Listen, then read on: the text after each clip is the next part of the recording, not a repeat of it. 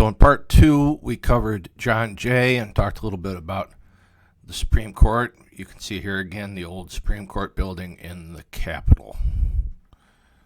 And we are moving on now to the Marshall Court and Marbury versus Madison. Now this video is going to take a little bit of time, so feel free to take a break if you're feeling tired or you get sick of hearing me talk, and just pick it back up in a little bit. No issue. So we know that the Supreme Court has a great deal of power. The Dobbs decision overturning Roe versus Wade is evidence of that, and that they deal with some of the hottest issues confronting society. Again, I refer you to the overturning of Roe versus Wade. They take flag-burning cases, gay rights cases, anything, personal liberties, civil liberties, which you should know from your book assignments. Is this what they do most of the time? No. Most of the time they deal with very dry technical matters, such as copyright law. So given that these issues, gay rights, flag burning, gun rights, that sort of thing, are issues that the founders never dealt with, should the court treat the Constitution as a living document, or should the court try to interpret the Constitution according to the times, which is called original, according to the times in which it was written, which is called original intent? Well, I can tell you that what they're probably doing now, since we have a 6-3 Republican court, is interpreting the Constitution according to the times in which they were written. So they're probably practicing original intent. Clarence Thomas is the best example I can think of, other than Antonin Scalia, in recent memory, who has been an original intent jurist, very much against being an activist judge, which is what you call judges who treat the Constitution as a living document and try to create law on the bench. So should the court yield to the majority in the legislature? I would tell you that they'd prefer to do that. I've listened to enough interviews where they think a lot of what they hear should probably be settled in state legislatures or the U.S. Congress. Or how about do none of these things? I don't think that's probably really an option. They need to interpret the Constitution in some sort of way. Now, do they have power? Yes, they have power. But again, as if you remember what we were talking about with John Jay, they only have power to intervene in a matter, whatever that matter might be, if somebody brings suit. So somebody has to come and say, "Court, I've been injured. I need you to rectify whatever it is." So that's William Marbury. He's the main character in the case we're about to study, Marbury versus Madison.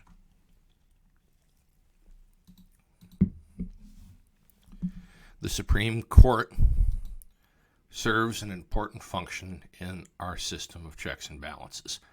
They can overturn unconstitutional laws that are passed by Congress and signed by the president, and I'll tell you, there's a fair share of those, or laws enacted by the states, and it can stop the president from acting unconstitutionally, and it's done so in the past and probably will continue to do so.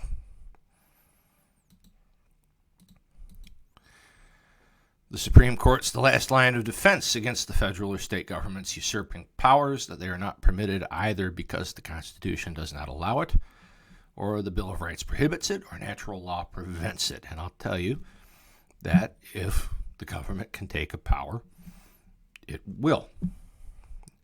It needs a check like the court or the executive branch or Congress or the states to say, can't do that, buddy. You need to walk it back. And even then, it's hard. It was Ronald Reagan that said, the closest thing on earth to eternal life is a government department. So how did we reach this point?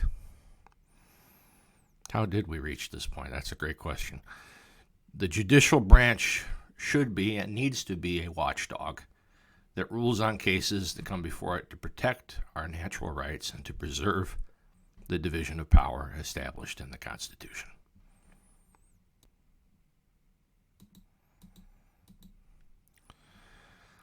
The Founding Fathers intended the court to serve as an interpreter of the law, but they did not spell this out in the Constitution, and that was a mistake. They've paved the way for the court.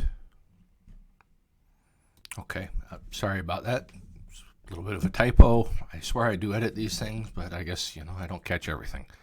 So it's paved the way because the definition of Article 3 leaves a little bit to be desired as far as the Supreme Court's concerned, because they didn't define the role of the court well enough. The court's taken some power that isn't spelled out in the Constitution, and because of that, and because of a concept we'll get to that this case, Marbury versus Madison, has created, we've had really dramatic legal cases, very dramatic cases that have just captivated the nation. Marbury versus Madison, Calder versus Bull, Brown versus Board are three of probably the most consequential Supreme Court decisions ever, I'd say.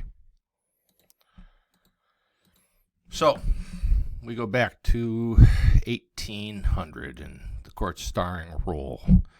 There was a big political battle. The Democratic Republicans were on one side. If you remember, they're also known as the Anti-Federalists, versus the Federalists, and they had very much differing versions of which direction the U.S. should head. And just to jog your memory, the Anti-Federalists were very much focused on states' rights and a minimal role of the federal government, and the Federalists were the other way around. The states should be listening to the federal government, and the federal government should be big, almost monarchical. So the Federalists are probably closest to the modern-day liberal Democrats and big government Republicans. They had their support up in the northeast of the country. They favored a very broad reading of the Constitution, in which a unified nation had a strong federal government at the helm. Now, the other guys, the Democratic Republicans, who are closest to modern-day conservative and libertarian Republicans, and there is a difference between big government Republicans and conservative and libertarian Republicans. An example of a conservative Republican serving in Congress right now would be Thomas Massey, a big government Republican.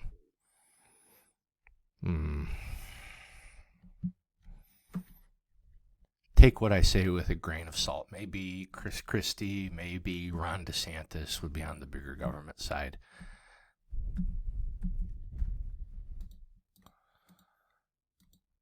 Thomas Massey again over here, and they thought that the biggest threat to individual freedom was a tyrannical central government, and that power in the hands of the common people in the states was preferred. So both sides understood that control of the courts was crucial to the triumph of their ideas.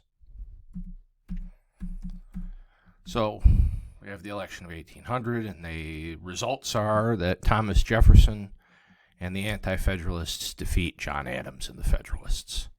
The Democratic Republicans won both the presidency and the control of Congress, and the Federalists freak out collectively.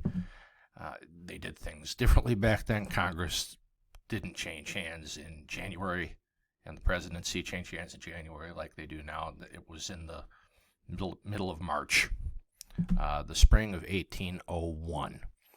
The courts were packed with Federalists that Washington and the outgoing president, John Adams Sr., not to be confused with his son, John Quincy, had put there. So they understood that control of the courts was paramount. So we were at a real crossroads between the time of the election and the March inauguration, and the problems start pretty much immediately. Thomas Jefferson had a running mate,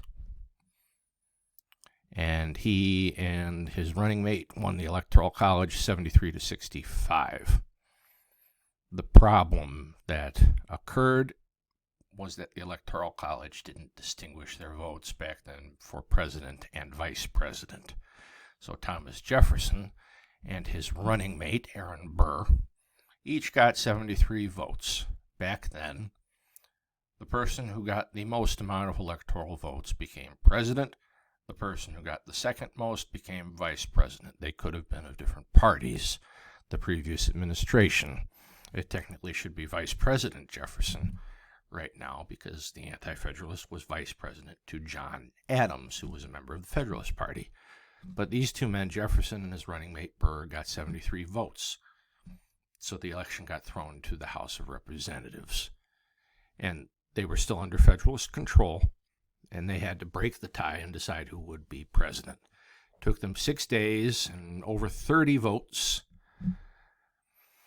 And still nothing. Neither candidate received a majority. So some Federalists who decided that an orderly transition of power in the country was a bigger cause and should be put above personal politics conceded and voted for Jefferson as the third president.